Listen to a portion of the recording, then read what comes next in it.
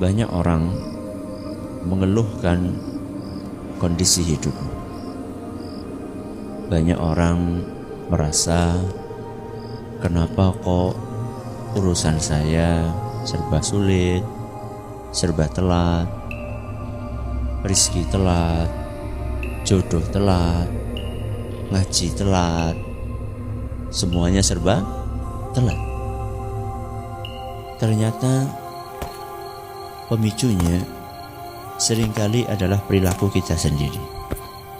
Maka para ulama kita menyampaikan sebuah kaidah, al-jaza'u min jinsil amal. Ganjaran itu akan menyesuaikan perbuatan. Jadi kalau perbuatannya A, maka ganjarannya ya serupa dengan A. Maka ini ganjaran dari perbuatan dia suka telat. Telat apa? Telat sholat. Telat sholat. Rasulullah sallallahu alaihi wasallam dalam sebuah hadis dari Abu Sa'id Al-Khudri radhiyallahu anhu, beliau berkata bahwasanya Rasulullah sallallahu alaihi wasallam pernah melihat sebagian sahabatnya ini telat.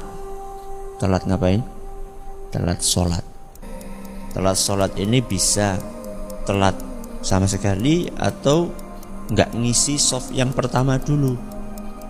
Maka Nabi SAW pun menasehati para sahabatnya, ayo pada maju, isi dulu shaf yang depan, berangkatlah lebih awal. Lalu Nabi SAW bersabda, ini yang perlu kita garis bawahi, la yazalu qaumun yata'akhkharun. Ketika ada orang biasa telat sholat, hatta yuakhirahumullah, orang tersebut akan dibikin Allah telat. Perhatikan, di sini Nabi SAW tidak sebutkan Allah akan bikin telat dia dalam urusan A atau B atau C atau D. Nabi cuma katakan orang ini akan dibikin telat. Bisa kita simpulkan, berarti maksudnya adalah telat dalam semua urusan. Siapa yang biasa menunda-nunda waktu sholat, maka oleh Allah akan ditunda seluruh urusannya. Telat rizki, telat jodoh, telat mikir, tell me. Maka kita harus koreksi, kenapa kok bisa seperti ini? Bisa jadi itu dipicu dari kebiasaan kita suka nunda-nunda sholat. Itu baru efek buruk di mana? Di dunia. Dan itu tidak seberapa dengan efek buruk di akhirat.